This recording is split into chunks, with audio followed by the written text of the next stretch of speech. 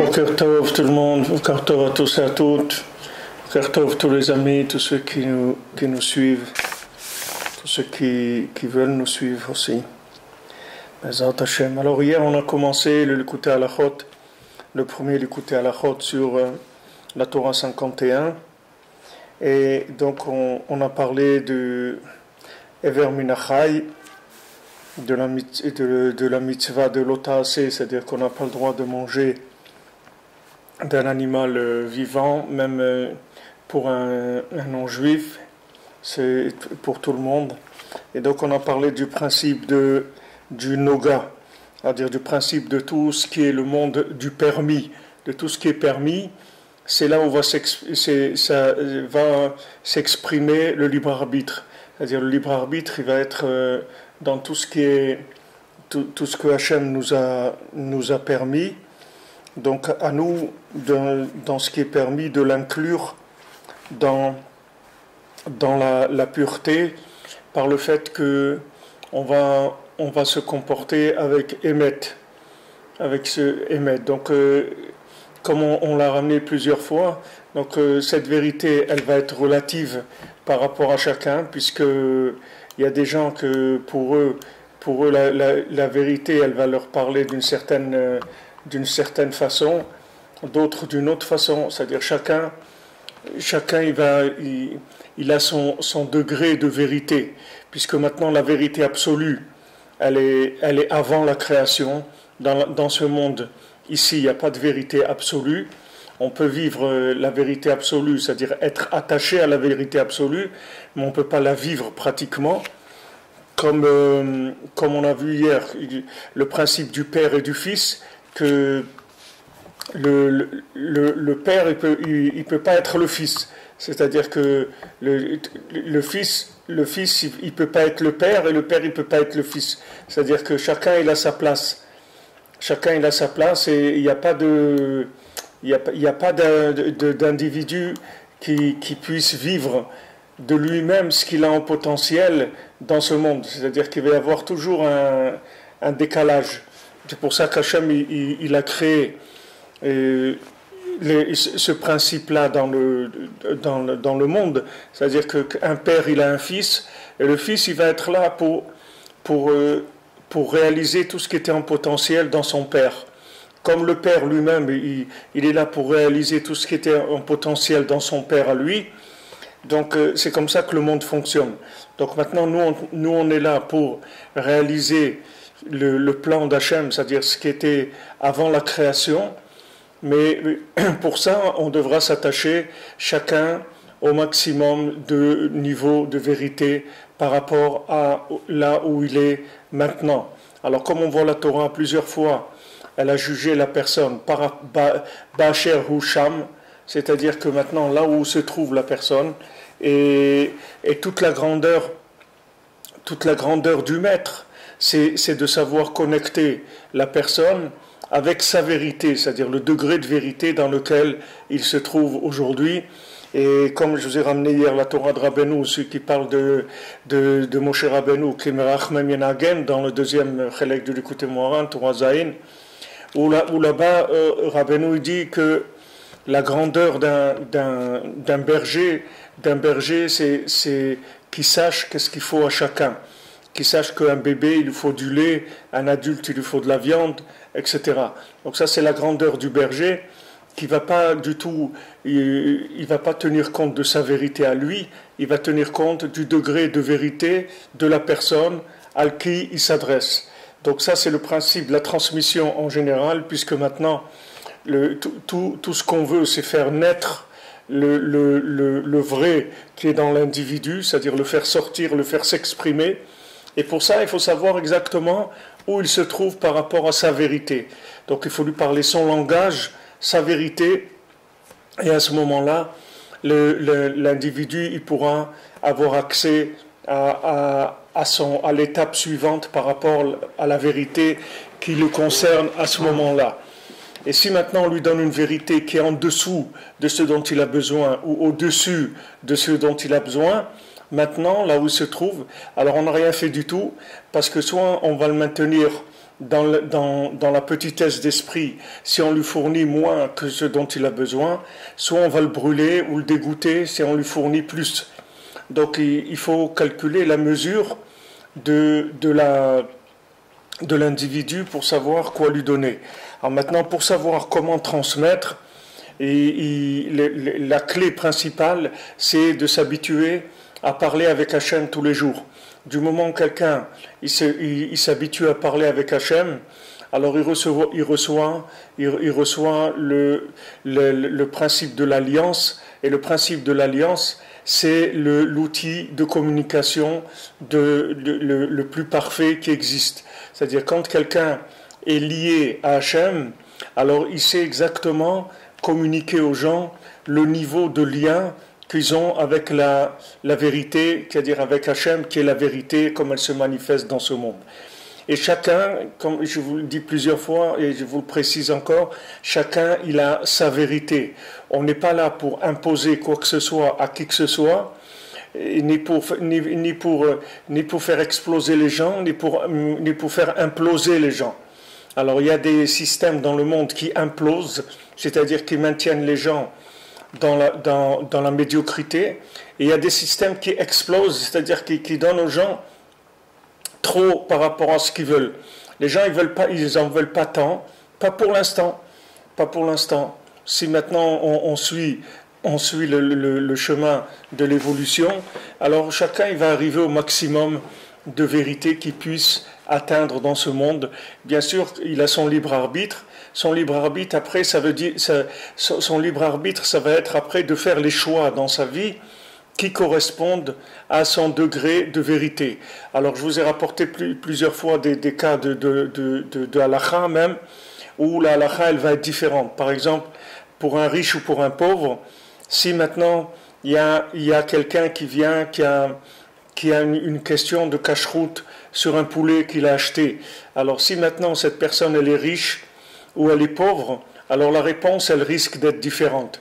Parce que si la personne, elle est riche, on ne va pas prendre tellement de gants, on va lui dire, écoute, laisse tomber, achète un autre poulet et laisse tomber.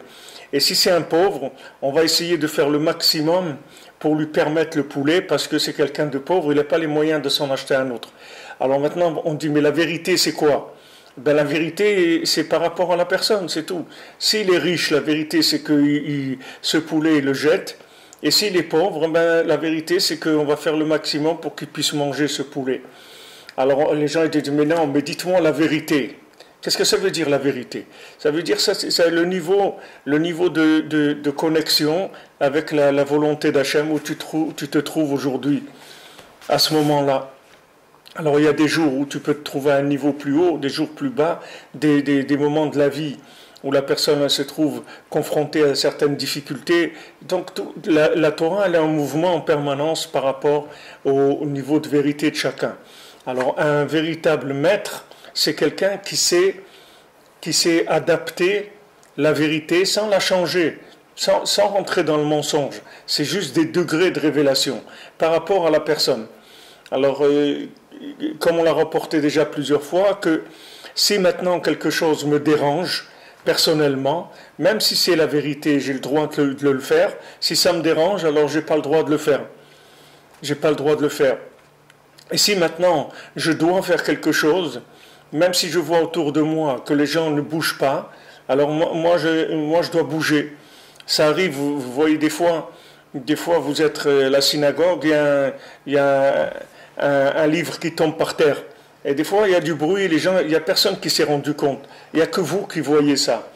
Alors, vous ne pouvez pas dire, il n'y a personne qui a vu, bon, alors tant pis. Non, si vous avez vu que le livre est tombé par terre, ça veut dire que vous devez le ramasser. Et celui qui n'a pas vu, ça ne s'adresse pas à lui, ça s'adresse à celui qui a vu. Comme Yehuda, il voulait sauver Yosef, donc lui, il ne l'a pas sauvé. Lui, il avait l'intention de le sauver. Quand il a dit à ses frères, viens, on va le mettre dans un puits, etc. Pourquoi vous voulez le tuer ? Il a discuté avec Shimon et Lévi qui voulaient tuer Yosef. Il a dit, pourquoi le tuer, verser le sang de notre frère, etc. Alors ils ont dit d'accord, et lui, il avait l'intention de venir le chercher après. Ben, le fait qu'il n'ait pas venu le chercher après, il a été puni pour ça. Et comment il a été puni? Il est tombé avec Tamar, c'est-à-dire il est tombé dans le nian de l'alliance. C'est là où il a reçu le coup. Pourquoi? Parce que si maintenant quelqu'un il n'écoute pas la voix de sa conscience à lui, pas celle des autres. Les autres c'est notre longueur d'onde. Chacun il a son FM. Il y en a c'est 90, il y en a 100, il y a 82,5. Chacun il a sa station à lui. Mais si maintenant dans sa conscience il sait qu'il doit faire quelque chose, alors il faut qu'il le fasse. Ça n'a rien à voir avec les autres. Même s'il n'y a personne qui fait ça, lui, il doit le faire parce que c'est la voix de sa conscience, c'est sa vérité à lui. Et dans Yosef, vous verrez beaucoup de choses qui sont par rapport avec ça. On dit que maintenant, les frères de Yosef, d'ailleurs hier c'était la Iloula de Rabbi Ishmael, Cohen Gadol, que Rabbi Ishmael c'était un des 10 qui ont été tués, des 10 grands tzadikim qui ont été tués et qu'on cite à Tisha B'Av, ça s'appelle Asarei Harugei Malchut, les 10 qui ont été tués par les Romains, que eux ces 10, ils représentaient les 10. C'était la réparation des 10 frères de Yosef quand ils ont vendu Yosef. C'est le tikkun de Mechirat Yosef, c'est-à-dire que le fait qu'ils avaient vendu Yosef, ils ont dû payer ça. Mais pourtant, Yosef, quand ils l'ont vendu, Hachem il était avec eux, c'est-à-dire la Shrina elle était avec eux, parce que tout ce qu'ils ont fait, ils ont fait d'après les lois de la Torah. Ils n'ont pas fait des choses qui n'étaient pas en règle avec les lois de la Torah. Ils ont fait, même Yaakov Avinu, il a perdu le roi HaKodesh, parce que la Shrina, elle était avec eux, c'est-à-dire il y avait de la vérité dans ce qu'ils ont fait. Il y avait de la vérité dans ce qu'ils ont fait, les frères de Yosef. C'est-à-dire, pourquoi maintenant, s'ils ont agi selon la loi de la Torah, pourquoi ils ont été punis alors? Pourquoi il y a toute cette réparation à faire? Alors, le Midrash, il dit, il y a une chose pour laquelle ils ont été punis. Pourquoi ils n'ont pas pensé à la peine qu'ils allaient avoir leur papa? Ça, ils n'ont pas pensé à ça. C'est vrai qu'ils avaient raison, mais de venir, d'annoncer à un père que son fils est mort et qu'il a été dévoré par un animal en lui amenant la tunique qu'il a offerte à son fils, pleine de sang, et que le père il s'endeuille pendant des années, et lui cacher la vérité et le laisser souffrir comme ça se paye, ça c'est un prix, même s'il y a de la vérité. Il y a des vérités qui blessent, alors cette vérité qui blesse, on la paye. La blessure de la vérité, ça se paye. On n'est pas obligé de dire une vérité qui blesse. Quand une vérité, elle blesse, on ne la dit pas. Quand une vérité, elle fait du mal, on ne la dit pas. On dit une vérité qui est agréable à entendre ou qui donne envie de progresser. Mais une vérité qui va blesser quelqu'un, qui va lui faire de la peine, il faut savoir que même si c'est de la vérité, on ne peut pas brandir le glaive de la vérité en disant au nom de la vérité on va massacrer des gens, au nom de la vérité c'est la vérité, il faut que tout le monde se plie. Il n'y a personne qui a à se plier à rien du tout. Les gens ils doivent se plier à ce que leur conscience elle leur dit, c'est à ça qu'ils doivent se plier et ils paieront le prix si jamais ils ne se plient pas à ce que leur conscience à eux leur dit. C'est tout. Ils n'ont pas regardé les autres et imposé la vérité à personne. Si Hachem il voulait imposer sa vérité, ça prend une seconde. Une seconde. Vous voyez les tsunamis, Hachem il peut faire un tsunami en une seconde et il noie l'humanité entière. C'est pas un problème du tout. L'humanité c'était de l'eau avant. Il y a eu le déluge, il y a eu beaucoup de choses. Il y a eu beaucoup de choses dans le monde. Même si Hachem il s'est engagé à ne pas amener le déluge, il s'est engagé à ne pas amener le déluge sur toute l'humanité en même temps. Mais il peut amener le déluge dans des endroits différents, à des moments différents. Donc, si Hachem il voulait imposer sa vérité, il l'aurait imposé depuis très très longtemps. Donc Hachem, ce qu'il veut, c'est que l'individu ait son libre arbitre. Pour avoir son libre arbitre, il faut avoir entre les deux mon cœur balance, c'est-à-dire qu'il faut faire un choix. Et ce choix, il faut le respecter. Il faut respecter le choix d'un enfant, il faut respecter le choix d'un adolescent, il faut respecter le choix d'un adulte, il faut respecter le choix d'un vieillard, il faut respecter le choix d'un malade. Il y a beaucoup de choses dans la Torah où vous verrez que la loi, elle va changer. Elle va changer parce que ce qui est le plus important pour nous, c'est que la personne reconnaisse Hachem à l'endroit où elle se trouve. Parce que justement, l'endroit où elle se trouve, c'est un rendez-vous qu'Hachem lui a fixé. C'est pour ça qu'elle se trouve à cet endroit-là. C'est parce qu'Hachem, il veut rencontrer la personne à cet endroit-là. Si Hachem, il a donné rendez-vous à quelqu'un quelque part, c'est-à-dire dans un niveau de conscience, alors c'est là où Hachem, il veut le rencontrer, c'est tout. C'est ça, c'est la vérité, c'est son travail. Si vous prenez une usine où il y a 1000 personnes qui travaillent, chacun fait son travail. Il y a des gens qui vendent, il y a des gens qui fabriquent, il y a des gens qui emballent, il y a des gens qui livrent, il y a des gens qui reçoivent la matière première. Il y a toutes sortes de, il y a toutes sortes de postes de travail. Chacun il a son poste de travail sur Terre. Ce qu'il faut, c'est qu'il ne faut pas tricher, c'est tout par rapport à ce qu'on est. Il ne faut pas tricher. Si ma conscience, elle me dit quelque chose, alors moi je dois suivre ma conscience, c'est tout. Et vous voyez dans Yosef, c'est ce qui leur a été payé. C'est sur ça qu'ils ont payé tous les shvatim. Tous les shvatim, tous les 10 shvatim, ils ont payé sur ça. Est-ce que tu as pensé à une minute à ton père, à la peine qu'il allait avoir ton père? Tu n'as pas pensé à ça? Alors ça se paye, c'est tout. Ça se paye. Ça se paye. Ah, tu as la vérité avec toi? Une vérité qui blesse, elle ne nous intéresse pas. Parce qu'Hachem, il ne blesse pas les gens. Si Hachem, il veut blesser, il peut blesser et il peut faire plier l'humanité entière. Ça prend, mamache, quelques secondes, ça va prendre. Et l'humanité entière va se plier. Vous avez vu les tours du 11 septembre et tout. Ça, vous savez, le monde de le plier, c'est rien du tout. Des tremblements de terre, des raz-de-marée, des trucs, ça va très très vite. Mais à quoi ça sert? Ça sert à rien, puisque les gens ils vont être énervés, ils vont avoir peur, ils vont être angoissés et ils vont accepter la vérité par imposition. Mais Hachem, il n'a rien fait s'il a fait ça. Si Hachem il nous impose la vérité, ça ne nous sert à rien. À quoi ça va servir? Puisqu'on ne l'aura pas reconnu, ça sera de la dictature. La dictature, ça ne nous sert à rien. On n'avance pas avec la dictature. La dictature, le jour où quelqu'un se met en dictateur, il s'est mis sur le siège éjectable, c'est une question de jours, de mois, d'années, mais on va le renverser de sa dictature. C'est obligé. Le jour où quelqu'un se met dictateur, en même temps, le jour même, il est né celui qui va le faire tomber. Parce que c'est comme ça que ça fonctionne, le système. Il n'y a pas de vérité imposée. La vérité, elle est proposée, c'est tout, elle n'est pas imposée. On propose la vérité, on n'impose pas. Rabbi Nachman, il a amené des enseignements qui sont extrêmement élevés, qui viennent de très très haut.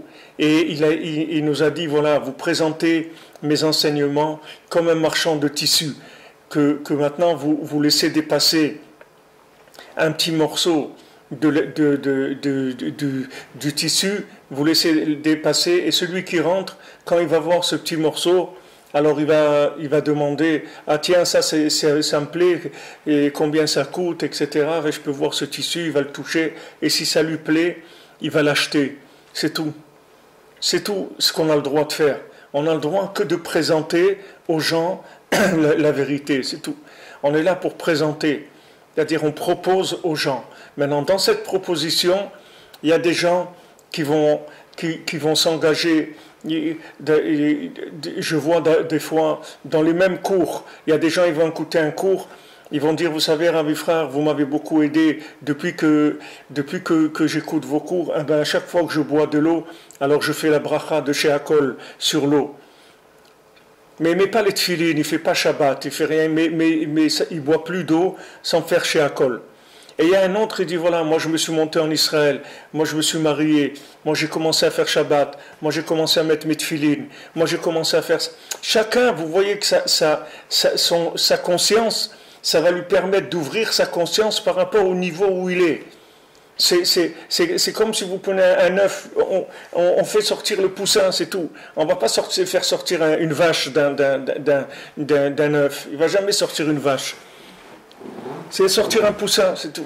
Alors maintenant, quelqu'un, il a des choses qui sont au niveau embryonnaire chez lui, qui sont au niveau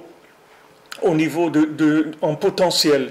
Des fois, des gens, ils n'arrivent pas à sortir leur potentiel Parce que la vie, elle tourne tellement vite qu'ils n'ont pas eu le temps juste de se poser, c'est tout.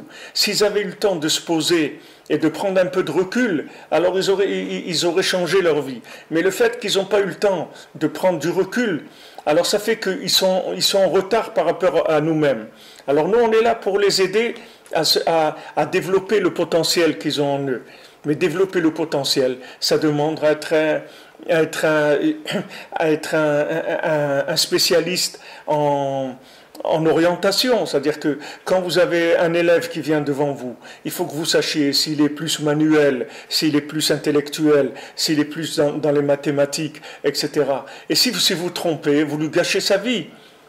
Vous lui gâchez sa vie, parce que si un gars c'est un littéraire et vous lui dites de rentrer dans des trucs qui n'ont rien à voir avec la littérature, le gars il va s'ennuyer, il va être malheureux. Et des fois il a passé sa première année, il a dit bon j'ai déjà réussi la première année, alors je vais continuer, etc. Où tu vas continuer? Tu vas continuer vers où? Qu'après 20 ans après, tu es obligé de changer de métier, tu vas tout laisser, tu vas aller garder les vaches en Ariège, tu vas aller acheter une ferme en Ariège pour garder des vaches. Alors si tu es un paysan, on va garder les vaches tout de suite, c'est tout. Qu'est-ce que tu vas attendre 20 ans d'abandonner, de changer de famille, de changer tout, de vie? Mais ça, souvent, c'est la faute des gens qui orientent.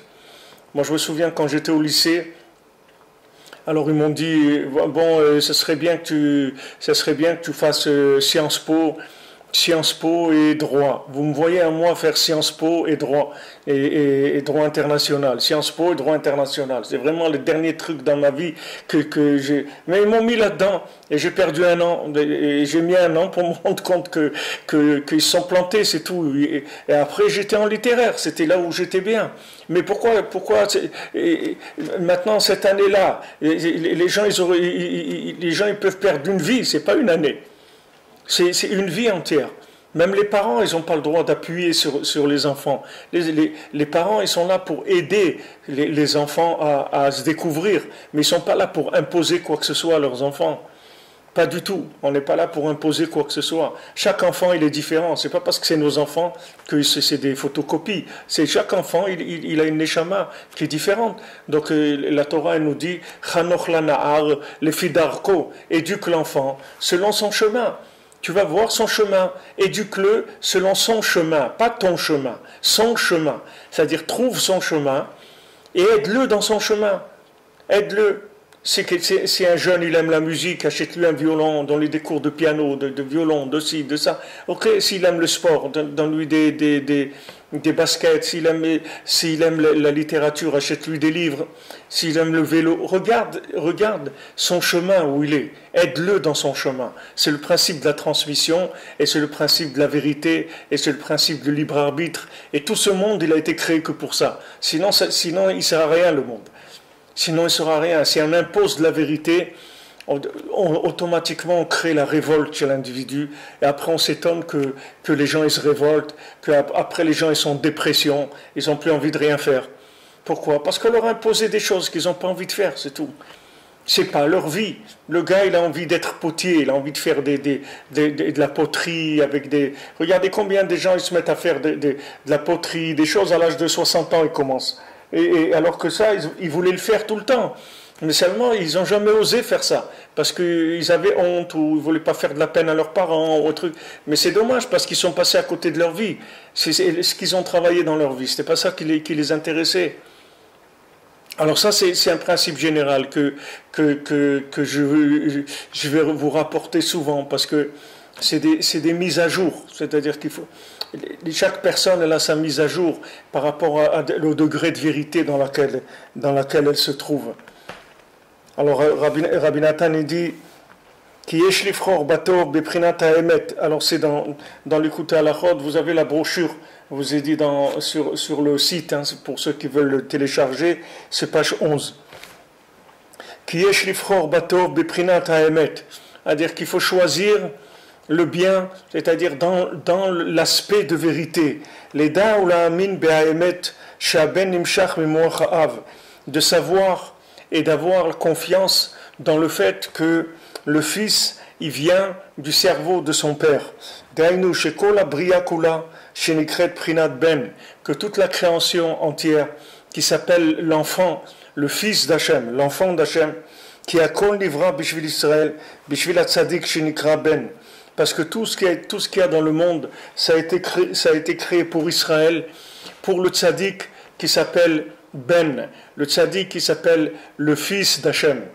Parce que le tzaddik, il est entièrement en accord avec ce qui se trouvait dans l'esprit de son père, c'est-à-dire dans l'esprit d'Hachem. Hakol nimshach venivra na'borea yachid akadmon nidbarach. Tout a été créé par le créateur unique et kadmon, ça veut dire qui était avant, qui était antérieur à la création. Idbarach, qu'il soit béni. Vehu mashgiach adain be'enei ashgachato tamid. Et Akadosh Baruch Hu, il est toujours là à surveiller tout le temps. Umanhig hakol kirtzono levad. Et tout, il le conduit dans sa volonté unique. C'est-à-dire tout ce qu'il y a dans le monde, ça n'est que la volonté unique d'Akadosh Baruch Hu. C'est-à-dire qu'Akadosh Baruch Hu, c'est lui qui décide de ce qu'il va y avoir dans ce monde. Bechol et. Et ça, c'est que lui qui décide à chaque instant. Et quand maintenant on a confiance là-dedans, qu'on a la foi, que tout ce qu'il y a dans le monde c'est dirigé par Hachem, Azakol Echad, alors à ce moment-là tout devient un. Achar Abriya, como Koden Abriya. Après la création, comme avant la création. Prinat Avu Ben Kachada, que maintenant le Père et le Fils, ils sont qu'une seule chose. Kamevon Arsham, comme c'est expliqué là-bas, Shalede Emet Nimshechet Ashgarato Idbar. C'est-à-dire là-bas, ça veut dire dans la Torah 51 qu'on a déjà étudié. C'est-à-dire que par la vérité, ça amène la providence divine vers Kuluchad. Et à ce moment-là, tout est un, et va voir là-bas, c'est-à-dire dans ce qu'on a étudié. Donc, du moment où on se met en accord avec le potentiel, c'est-à-dire la vérité qui était avant la création, alors ça permet que la vie qu'on va vivre après la création, elle est en rapport avec ce que Hachem il a voulu dans son monde. Hachem il a donné un plan, Hachem il a donné 7 mitzvot pour les nations, 613 pour le Ham Israël. Donc ça c'est le référentiel pour l'humanité entière. Donc chacun il doit d'abord se référencer avec ça. Une fois qu'il a ses références, après il va y avoir du raffinement dans sa vie. À l'intérieur de chaque mitzvah, il va y avoir un raffinement dans la façon de la faire, dans le degré de la faire, par rapport à sa situation, etc. Il y a une recherche tout le temps d'adaptation par rapport à la vérité. Donc si quelqu'un il est tout le temps dans cette vérité, c'est-à-dire dans cette manière de vivre, alors il reçoit sur lui la providence divine. C'est-à-dire que maintenant, la racine, l'origine de ce qu'il est, va s'occuper de lui. Va s'occuper de lui. C'est comme si quelqu'un il rentre... il y a une notion, par exemple, qui s'appelle pupille de la nation. C'est-à-dire que quelqu'un il est considéré comme pupille de la nation. Ça veut dire qu'il n'a pas de parents. Alors l'État, il s'occupe de lui. C'est-à-dire c'est l'État qui va lui payer c'est l'État qui va lui payer ses études, c'est l'État qui va... C'est-à-dire c'est le fils de l'État. L'État, il le prend en charge entièrement. Il est pupille de la nation. Maintenant, chacun il peut être pupille d'Hachem. Pupille d'Hachem. Chacun il peut être pupille d'Hachem. Pourquoi on l'appelle pupille? Parce que la pupille, c'est le noir qu'il y a dans l'œil, c'est là où il y a tout qui se représente, dans la pupille. Alors, la pupille, ça veut dire que tout est... Quand on dit pupille de la nation, ça veut dire que il est entièrement dans l'œil de l'État. Je vous parle théoriquement, pratiquement, je sais même pas si aujourd'hui ça existe encore ça, mais je vous parle en théorie si ça pouvait être vrai. Ça. En tout cas, c'est une théorie qui existe. Pupille de la nation, c'est un statut qui existe. Mais normalement, cette personne, elle est prise en charge dans tout ce qu'elle a besoin. Soit elle n'a pas de parents, soit ses parents ne sont pas normaux, soit il peut y avoir toutes sortes de raisons que la personne est orpheline ou elle est seule. Donc, Il y a Hachem c'est-à-dire que dans le pays, c'est pupille de la nation, c'est-à-dire que l'État, il a l'œil sur lui tout le temps pour l'aider, pour lui donner tout ce qu'il a besoin, etc. Parce que c'est quelqu'un qui n'a pas d'appui dans ce monde. Ben, par rapport à Hachem, c'est la même chose. C'est-à-dire que si maintenant vous vous habituez à vivre avec la vérité d'Hachem, alors vous devenez pupille d'Hachem. C'est-à-dire que l'œil d'Hachem, qui est l'Ashgacha, c'est-à-dire la providence, la surveillance divine, elle est sur vous. Et il n'y a personne qui peut vous faire de mal, il n'y a personne qui peut vous faire quoi que ce soit. Parce que vous rentrez sous l'œil de la providence. Sous l'œil de la providence. Rabbeinu dit que quelqu'un qui dit pas de mensonges, quelqu'un qui parle pas beaucoup, alors il n'y a personne qui peut lui faire quoi que ce soit. Parce qu'il est entièrement protégé par la providence divine. C'est-à-dire qu'on ne peut pas s'approcher de lui, on ne peut pas lui faire de mal. Parce que c'est quelqu'un qui est pris en charge par Hachem. Vous voyez David Ameller, c'est un homme faible par rapport à... Si vous prenez Shaoul, le roi Shaoul et tout, il était beaucoup plus fort. C'était un homme qui était beaucoup plus fort, avec de l'assise, c'était un homme bien installé socialement, etc. David Ameller, c'était un fil comme ça dans le monde. Il vivait par le fait que Adam Arishon lui a donné 70 ans de sa vie. Il était rejeté par ses frères, il était rejeté par tout le monde. Mais sauf celui qui était rejeté par tout le monde, il est devenu le Mashiach, c'est-à-dire il est devenu David, que Mashiach, il va sortir de lui. Il est devenu roi d'Israël d'abord, et il a obtenu que la royauté, elle serait toujours dans sa descendance, c'est-à-dire il est devenu exclusif dans la royauté, et il est devenu aussi donc l'ancêtre du Mashiach, Mashiach ben David. Et il est devenu éternel. D'où il est devenu éternel? Comment il est devenu Mashiach? D'où il a eu ça? Il a eu ça par le fait que justement, il était tellement nul par rapport aux autres qu'il était obligé de vivre tout le temps comme on dit, dans les jupons d'Hachem. C'est-à-dire que c'est Hachem qui le protégeait tout le temps. Et il écrit les psaumes. Il dit à Hachem, voilà, regarde, Marabout Sarai, combien regarde, j'ai d'ennemis, combien j'ai des gens qui me persécutent, combien j'ai de trucs, où c'est que tu es, ne m'abandonne pas, des trucs, il fait que ça. Pourquoi? Parce qu'il n'a pas des appuis dans ce monde. Il n'a pas d'appui dans ce monde. C'est quelqu'un, son seul appui, c'est Hachem, c'est tout. Il n'a pas. Alors il y a des gens, ils disent une blague, ils disent, il faut faire attention, il faut faire attention au Breslev, parce que tout ce que tu leur fais, ils le racontent à leur père. Donc il faut faire attention. Il ne faut pas leur faire des noises, comme on dit. Il ne faut pas leur faire des histoires, parce qu'ils rapportent tout à Hachem. Comme on dit, vous voyez, par exemple, à l'école, vous voyez, il y a deux sortes d'enfants. Il y a des enfants, ils encaissent tout, c'est-à-dire ce qui se passe et tout, ils encaissent. Et il y a d'autres, dès qu'il y a un truc, il va voir son père. Et son père, il vient et il fait un scandale à l'école, ou fait un scandale aux amis. Tout. Et cet enfant-là, il est bien dans sa peau, il se sent bien. Pourquoi? Parce qu'il est sous la protection de son père. Mais il y a des enfants, ils n'osent pas, c'est-à-dire ils ont de l'orgueil, ou je ne sais pas qu'est-ce qui les pousse à ça, mais en tout cas, il peut y avoir plusieurs raisons qui les poussent à ça. Mais en tout cas, ils prennent la responsabilité et ils s'isolent dans leur vie, c'est-à-dire après ils deviennent fragiles, parce que si maintenant les autres enfants ils voient qu'il n'a pas de protection, alors ils vont profiter de lui beaucoup plus, tandis que celui qu'on sait que si jamais on lui vole son chocolat, et il y a son père ou sa mère qui va arriver les lendemains à la récréation, qui va nous passer un savon, alors on ne va pas lui toucher son chocolat, on le laisse tranquille. Ça, c'est exactement le même principe. C'est-à-dire que si maintenant quelqu'un il est dépendant, il crée une dépendance avec Hachem, il se met de façon intentionnelle dans cette dépendance-là. C'est-à-dire qu'il dit, voilà, moi, tout ce que j'ai besoin, tout ce qui m'arrive, moi, j'en parle avec Hachem, c'est tout. Moi, je ne sais rien. Moi, je sais qu'il y a un créateur qui m'a parachuté dans ce monde. Et maintenant, c'est lui qui s'occupe de moi, c'est tout. Moi, je ne sais rien. Donc, tout ce qui m'arrive, j'en parle avec le Créateur. Donc, maintenant, du moment où moi, je me référencie au Créateur, alors le Créateur, il me prend en charge, c'est tout. C'est pas difficile. Oui, c'est quelque chose de simple que tout le monde comprend ça. Mais malheureusement, les gens, ils ont envie de vivre en indépendant. Ils croient qu'en indépendant, ils vont réussir quelque chose. Qu'est-ce qu'ils vont réussir? Ils vont rien réussir du tout. Et même s'ils réussissent en indépendant, ça ne sert à rien.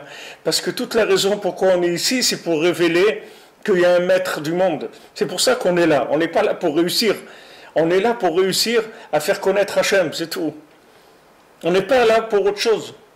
Et si on a une réussite dans notre vie, que cette réussite, à travers cette réussite, c'est pas la réussite d'Hachem, ben c'est dommage parce que c'est une réussite qui est un échec, elle ne sert à rien. À qui elle a réussi? À qui elle a profité? Qu'on va faire des tableaux, on va mettre un diplôme, on va dire celui-là, voilà, il est très fort, alors il a réussi ses examens, il a réussi ça, il n'a rien réussi du tout. Hachem, il a réussi. C'est Hachem qui m'a donné la force de faire ça. Moi, je sais pas, je sais rien. Moi, je sais rien du tout. Vous voyez que comment il s'appelait le évêque d'Abraham Avinu. Le évêque d'Abraham Avinu, quand il vient, il annonce, il dit Eved Eliezer, il dit Eved Abraham Anochi. Il dit voilà, moi sachez que vous avez vu tous ces miracles que je suis venu, je demandais à Hachem. Je lui ai dit, voilà, je suis venu chercher la fiancée du fils de mon maître, etc. Alors aide-moi qu'elle vienne avec son... que si elle vient comme ça, qu'elle me propose de l'eau, etc. Alors c'est lui-même qui a fait le scénario, qui a demandé à Hachem, il dit, je t'en prie, moi je ne sais pas, comment tu veux que je la trouve? Pour moi, toutes les jeunes filles que je vois, ça peut être elle, d'où je veux savoir que c'est elle. Donc voilà ce que je te demande, que quand je vais aller pour puiser de l'eau, elle va me proposer, etc. Alors je saurai que c'est elle. Alors il propose à Hachem Eliezer. Et Hachem, il lui fait son scénario exactement comme il a demandé. Alors il est content. Alors quand il arrive chez Rivka, alors là-bas il y a Lavan et Bethuel et tout le monde.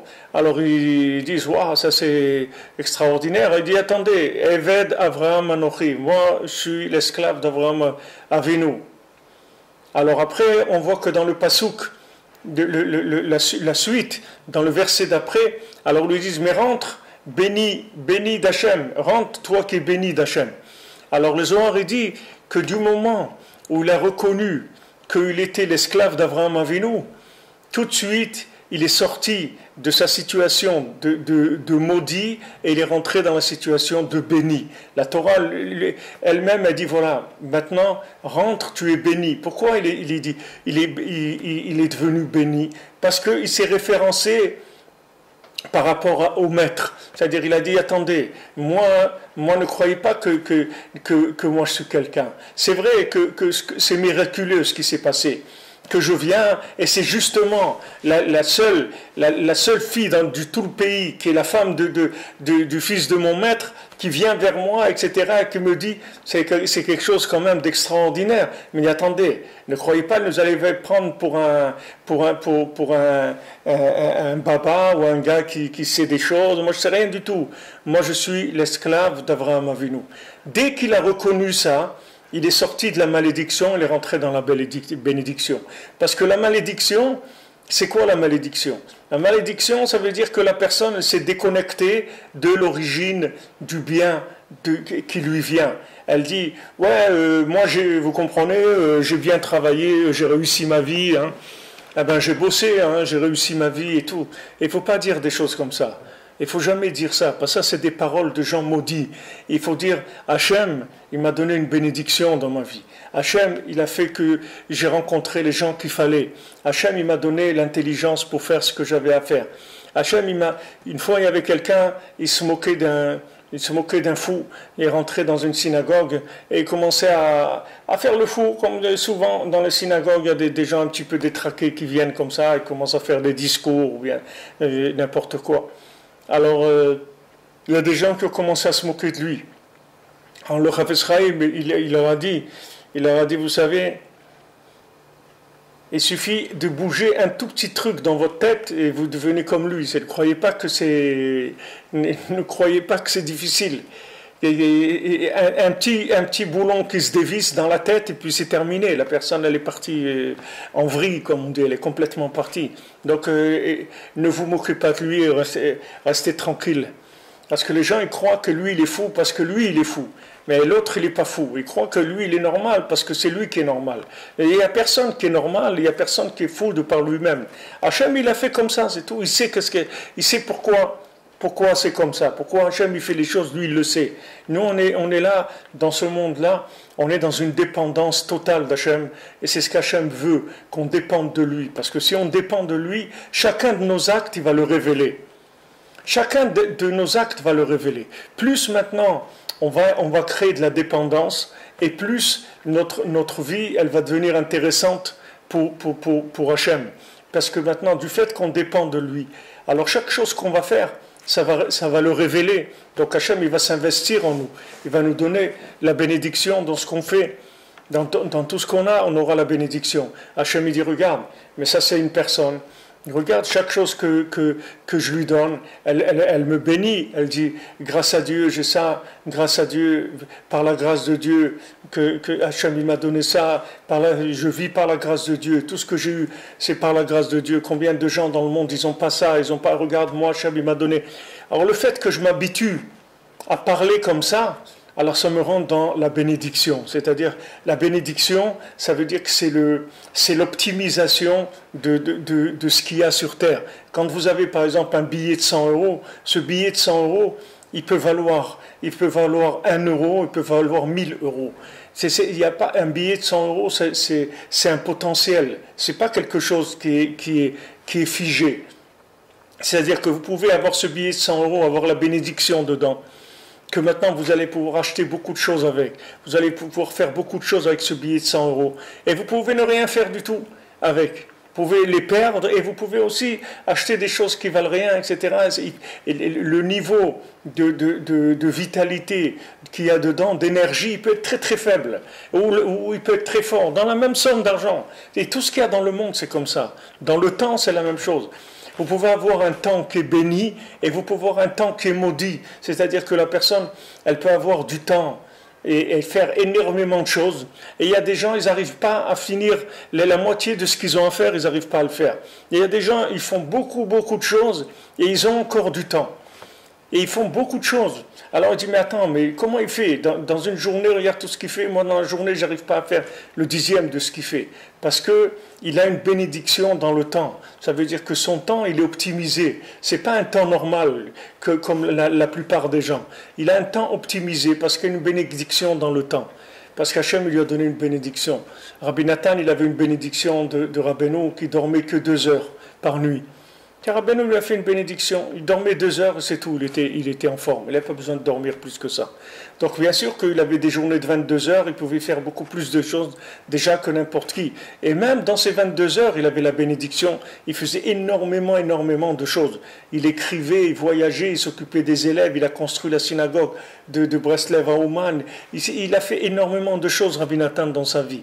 Mais tout ça parce qu'il avait une bénédiction dans le temps.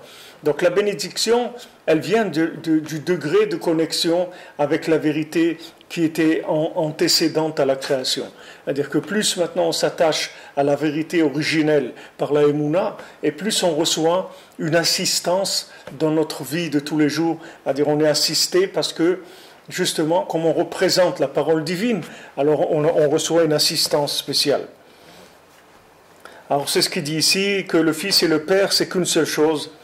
Que maintenant, quand on est dans la vérité, alors on reçoit la surveillance divine, la providence divine sur nous. Mais maintenant, si une personne elle veut, elle peut choisir le contraire aussi. Elle peut aller vers le mensonge. Elle peut aller vers l'hérésie, elle peut aller vers l'idolâtrie. Puis à ce moment-là, il ne peut plus profiter, être alimenté par la providence divine. Puisque maintenant, il a été, soit maintenant il a renié l'existence d'Hachem, soit maintenant soit il a renié complètement, soit il a dit que Hachem il se trouve dans les mondes supérieurs et pas dans les mondes inférieurs, soit il a dit qu'il y a besoin d'adorer la matière, une statue ou un intermédiaire, c'est pour que cet intermédiaire, lui, il va intervenir auprès d'Hachem. Toutes ces choses-là, toutes ces approches, ce sont des choses qui vont déconnecter la personne de la providence divine. Et à ce moment-là, il fait une coupure entre avant la création et après la création. Il croit que ce monde-là, c'est un monde indépendant, qui tourne tout seul. Il croit que Hachem, même s'il croit dans Hachem, mais il croit que ce monde, c'est un système qui tourne tout seul. Il croit que comme un petit enfant, il croit que ses parents, alors c'est des parents, c'est tout, et lui c'est un enfant, et voilà. Et il y a toujours du manger, il y a toujours de l'électricité, et il y a toujours de l'eau chaude, et voilà, c'est normal, c'est tout. Il n'y a pas de... Et si vous dites à un enfant, mais tu te rends compte ce qu'on fait pour toi, il ne comprend rien, ça le fait rigoler. Il dit, qu'est-ce que tu fais pour moi? Il ne fait rien du tout. Tu es un parent, c'est normal. Qu'est-ce que ça veut dire? Il ne comprend pas, il ne sait pas de quoi vous parlez. Alors il y a des gens dans le monde, ils croient comme ça, ils croient que ce monde-là, ben c'est normal, il y a de l'eau, il y a l'été, il y a l'hiver, ben il y a les fruits d'été, il y a les fruits d'hiver, et il y a les trucs. Ben c'est normal, c'est tout. C'est normal. Qu'est-ce qui est normal? Qui est normal? Il n'y a rien de normal. Il n'y a rien de normal. Chaque chose, elle est voulue par Hachem. Il n'y a rien de normal. Mais seulement, si tu veux choisir ce monde en tant que quantité indépendante, alors Hachem, il te donnera que tu vas te tromper et tu vas croire que tout est en connexion et en relation et en cause à effet. Et si je fais ça, alors ça va me donner ça. Et si je fais pas ça, je ne vais pas réussir. Et si je fais ça, alors je vais réussir, etc. C'est pas vrai. C'est pas vrai. Voilà, il m'a envoyé ce matin une petite vidéo de celui qui a créé la société Alibaba. Je crois que c'est la première fortune de Chine. Alors il dit, voilà, quand il était jeune, il n'acceptait pas l'école, il était trop nul, etc. Il a essayé, je crois, 10 ou 15 fois de s'inscrire à Harvard. Jamais il a été accepté. Il faisait des guides pour les touristes, etc. Jusqu'à qu'il a créé la société Alibaba et ça ne marchait pas. Il a demandé à 17 amis à lui de s'associer avec lui pour faire ça. Et après, voilà, il est devenu...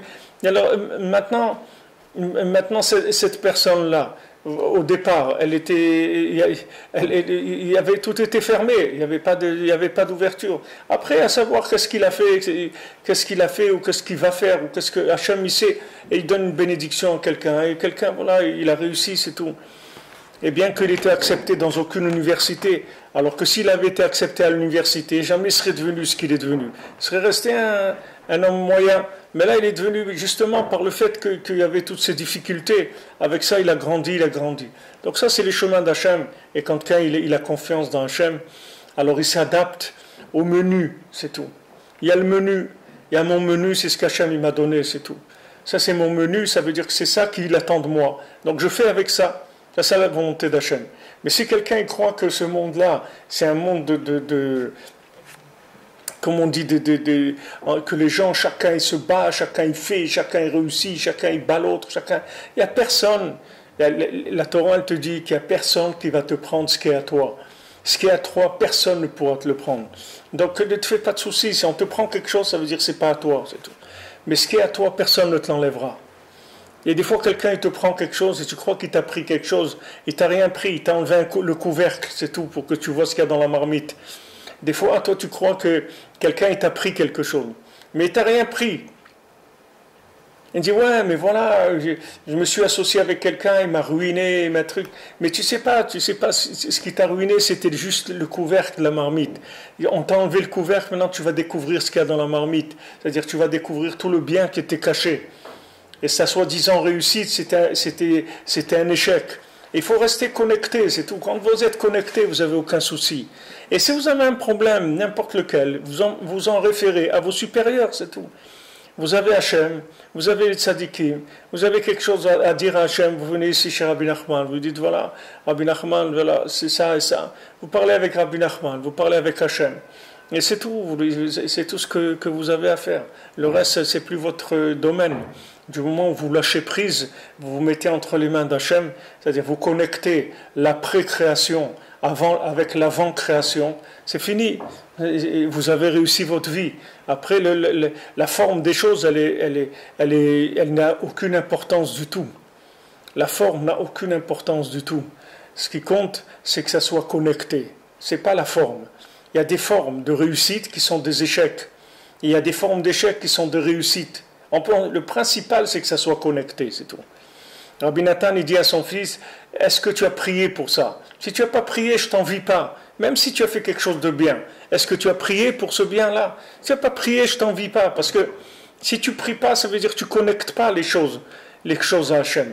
Tu peux créer maintenant des restaurants du cœur. Ok, c'est bien de faire des restaurants du cœur, de donner à manger aux pauvres, c'est très bien. Pourquoi tu fais ça?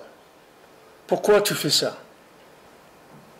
Ah ben, je fais ça parce que ça me fait de la peine de voir des gens qui ne mangent pas. Ok, ça veut dire que maintenant, toi, ça te fait de la peine. Alors maintenant, tu veux t'enlever cette peine-là. Alors tu fais des restaurants du cœur, d'accord? Comme ça, tu n'as plus de la peine, d'accord? Mais c'est pas pour ça qu'il faut faire des restaurants du cœur. Il faut faire des restaurants du cœur parce que Hachem, il a dit de nourrir le pauvre. C'est pas parce que ça te fait de la peine. Et si ça ne te fait pas de la peine, c'est encore une plus grande mitzvah quand c'est pas de la peine que quand ça fait de la peine. Rabbi Nachman, il dit, quand tu es généreux de nature et que tu donnes de la tzedaka, alors ça s'appelle pas de la vraie tzedaka. La tzedaka, c'est quand ça commence à faire mal. C'est là où ça commence, la tzedaka. On l'apprend de la charité, elle commence quand ça fait mal. On l'apprend de Eliyahu Hanavi. On voit que Hachem, il a envoyé à Eliyahu Hanavi un corbeau pour lui amener à manger quand il était dans la grotte. C'est écrit à Orvim Tziviti de Kalkelecha. Les corbeaux, c'est eux à qui j'ai ordonné de te donner à manger. Pourquoi? Parce que le corbeau, c'est le plus cruel qu'il y a dans les animaux, les oiseaux. Il mange ses propres enfants, le corbeau, tellement il est cruel. Donc Hachem, il a pris cet animal cruel. Cet animal cruel, il l'a délégué pour amener à manger à Eliyahu Hanavi. Il lui a dit, toi qui es tellement terrible que tu manges tes propres enfants, ben toi tu vas aller nourrir, tu vas aller amener le manger à Eliyahu Hanavi. Et alors Rabbeinu, il y a toute une Torah dans l'Écoute Moran où il dit que la véritable charité, elle commence quand ça commence à faire mal. Tant que quelqu'un il est généreux, alors il fait ça pour combler un sentiment de générosité. C'est tout. Et s'il n'était pas généreux, il l'aurait pas fait. Mais Hachem, il veut que tu fasses les choses parce que Hachem, il t'a demandé de le faire. Et là où maintenant tu fais un effort pour Hachem, ça a plus d'importance que ce qui est ta nature. Quand c'est quelque chose de naturel chez toi, alors il n'y a pas de révélation, vraiment d'Hachem. Quand tu le fais par soumission à Hachem, alors c'est une autre dimension. Quand tu le fais pour ton bien-être, c'est-à-dire que maintenant, tu vois quelqu'un, le pauvre, il n'a pas, etc., tu dis, viens, je vais t'aider, voilà. Alors tu dis, voilà, j'ai fait une belle action et tout. Pourquoi tu as fait cette belle action? Parce que tu as du cœur, ça te plaît de faire ça. Ok. Et si ça ne te plaisait pas, tu ne l'aurais pas fait. Et maintenant, nous, on veut te voir dans ce qui ne te plaît pas. Est-ce que maintenant, là-bas, tu es capable de te soumettre à la volonté d'Hachem quand ça ne te plaît pas? Il y a des gens, des fois, qui nous demandent de les aider, et leur tête, elle ne nous revient pas. La personne ne nous inspire pas. Elle nous inspire pas. Mais c'est là où il faut faire l'effort. Parce que là, ça veut dire que c'est les Shem Shamaim, ça veut dire que c'est pour le nom d'Hachem. C'est pas pour moi. Moi, je dis à Hachem, regarde, moi, celui-là, je lui donnerai rien du tout, si c'est moi. Mais comme toi, tu veux qu'on aide celui qui demande, alors voilà, je vais lui donner tout. Parce que justement, tu m'as dit d'aider celui qui est dans le besoin, même si sa tête ne me revient pas, je vais l'aider. Je vais l'aider pour ton nom, c'est tout, en l'honneur de ton nom. Alors ça, toute la vie, c'est comme ça. Enfin, c'est pas que la charité, dans tout, c'est comme ça. C'est-à-dire de s'habituer à ce qu'on fait. On ne le fait pas parce qu'on a envie de le faire. On le fait parce que Hachem il nous a dit de le faire. Et si maintenant, il y a des choses qu'on aime faire, alors il faut s'arranger que de dire, regarde Hachem, moi j'aime faire ça, mais c'est pas pour ça que je le fais. Je le fais pour l'honneur de ton nom. Maintenant, qu'est-ce que je peux faire? Je joins l'utile à l'agréable, c'est-à-dire que maintenant, ça m'est agréable de faire ça. Mais sache que c'est pas pour ça que je le fais. Rabbi Nathan, une fois, il a dit, Rabbi Nathan, il était malade des intestins. Et il est décédé de ça, Rabbi Nathan. Alors, des fois, il avait très mal au ventre. Et une fois, il a été au mikvé. Le mikvé, il était bien chaud. Et donc, quand il est ressorti, il a dit, ah, le mikvé chaud, ça m'a fait du bien.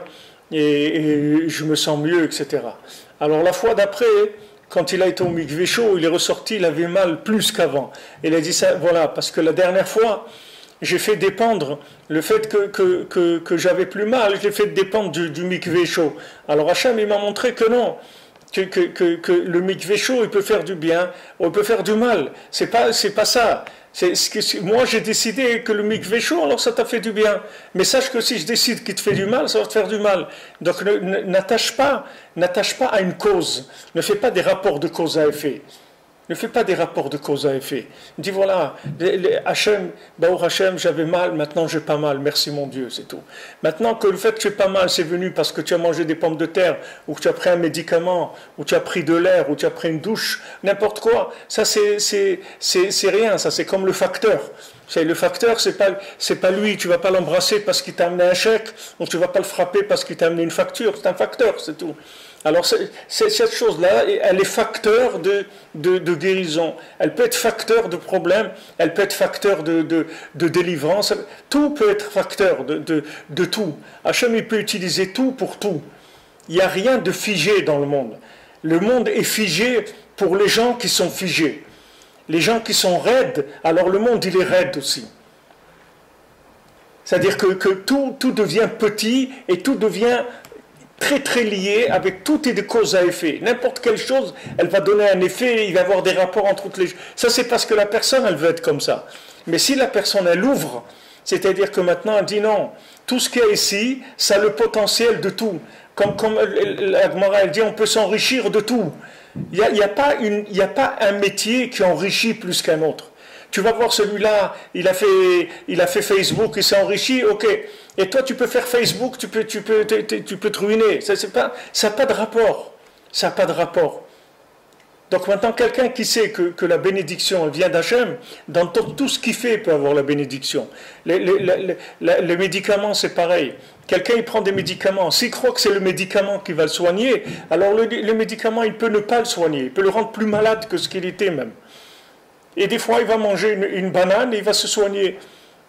Et un autre, la même banane, il va la manger, il ne va pas se soigner, il va tomber malade. Avec la même chose. Parce qu'il n'y a rien qui est figé dans ce monde.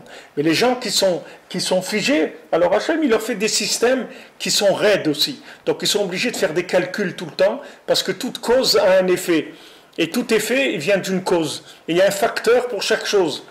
Tandis que celui qui s'attache à la parole divine, c'est-à-dire avant la création, donc la création, ça devient un simple gant que la main d'Hachem rentre dedans et peut faire n'importe quoi avec.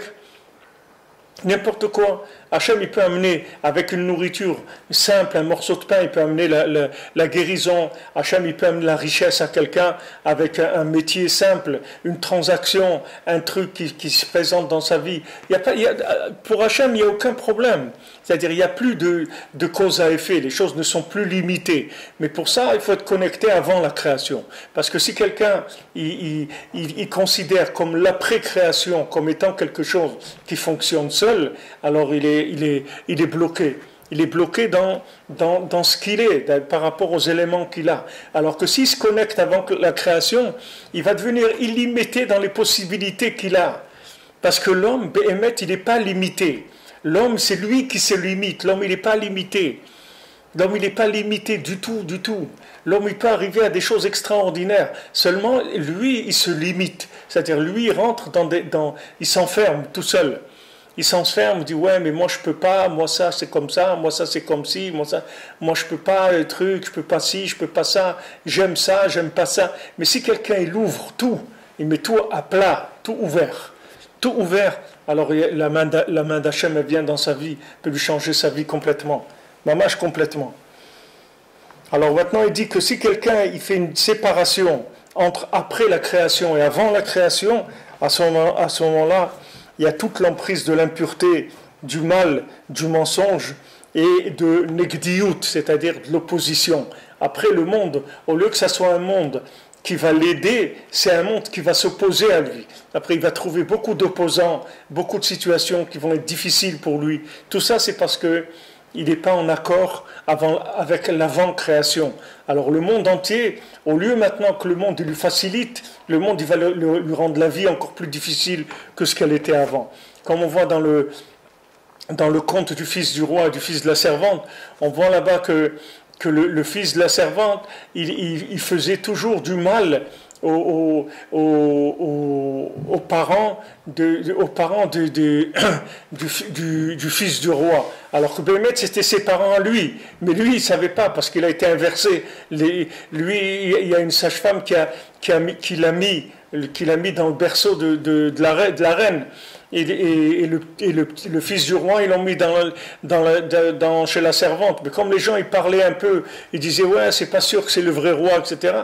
Pour faire taire les gens, elle faisait du mal tout le temps aux parents du fils du roi, du vrai fils du roi, qui était Béhémet, c'était ses parents lui. Mais toujours, il a faisait la guerre. Pourquoi ? Parce qu'il y avait des gens qui remettaient en cause sa royauté, et ça, il n'acceptait pas du tout.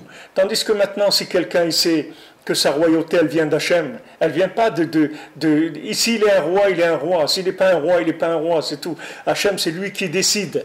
Alors, à ce moment-là, il n'a pas d'opposition.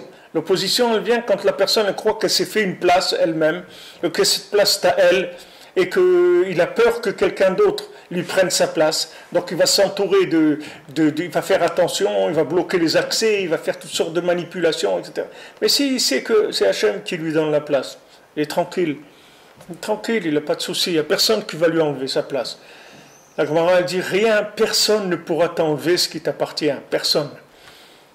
Si tu sais que ce qui t'appartient, c'est Hachem qui te l'a donné. Mais si tu crois que c'est toi qui te l'as approprié, alors là, au contraire, le monde entier va être autour de toi pour essayer de t'enlever ce que tu crois qui t'appartient. Comme nous avec Israël. Si on sait que la terre d'Israël, c'est Hachem qui nous l'a donnée, comme c'est écrit dans le premier Rashi de la Torah, pourquoi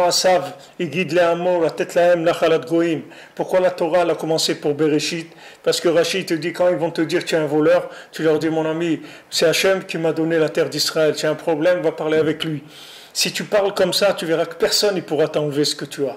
Personne ne pourra te l'enlever parce que ça ne vient pas de toi. Ça ne vient pas de toi, ça vient d'Hachem. C'est Hachem qui me l'a donné. Et d'ailleurs, si tu veux savoir si c'est Hachem qui me l'a donné, essaye de me le prendre, tu vas voir. Tu ne pourras pas me le prendre. Pourquoi ? Parce que c'est Hachem qui me l'a donné, c'est tout. C'est pas moi. Moi, j'ai rien fait. Hachem, il m'a dit, voilà, cette terre, je te la donne, c'est tout. Pourquoi ? Demande-lui si tu veux savoir pourquoi. Moi, j'en sais rien. Mais je sais qu'il a dit que cette terre, elle nous appartient. Donc, il n'y a personne qui peut nous l'enlever, parce que c'est Hachem qui nous l'a donné. Mais si tu crois que tu l'as eu avec tes gros bras, alors là, tu vas trouver des bras encore plus gros que les tiens. Mais si tu sais que c'est Hachem qui t'a donné, personne ne peut te l'enlever. Alors tout ce qu'on a dans notre vie, c'est la même chose. Personne ne peut nous l'enlever, si on sait que ça vient d'Hachem. Et pour ça, il faut le reconnaître, et il faut signer tous les jours. Tous les jours, il faut signer avec Hachem. Merci mon Dieu pour ce que tu m'as donné. Merci mon Dieu pour tout le bien que tu me fais. Et je sais que tout ce que j'ai, ça ne vient que de toi, c'est tout. Et que si ce n'est pas toi, j'aurais rien du tout. Que tout ne vient que de toi. Tout ne vient que de ta main. Et à ce moment-là, c'est une assurance. Vous êtes tranquille, vous êtes assuré. Il n'y a personne qui peut vous toucher. Bezrat Hachem. Bonne journée. Be'atzlacha. Que des bonnes nouvelles. Et alors demain Bezrat Hachem, c'est-à-dire demain je ne ferai pas cours parce que je vais être en déplacement pour rentrer à Yerushalayim. On se retrouve après-demain, Bezrat Hachem, à midi pour le cours. Si je peux, demain, je vous fais un petit cours rapide dans le voyage. Et si je ne peux pas, je peux pas. Alors, demain, je serai en déplacement. Donc, Bezrat Hachem, on se retrouve jeudi à midi. Bonne journée, Be'atzlacha, des bonnes nouvelles.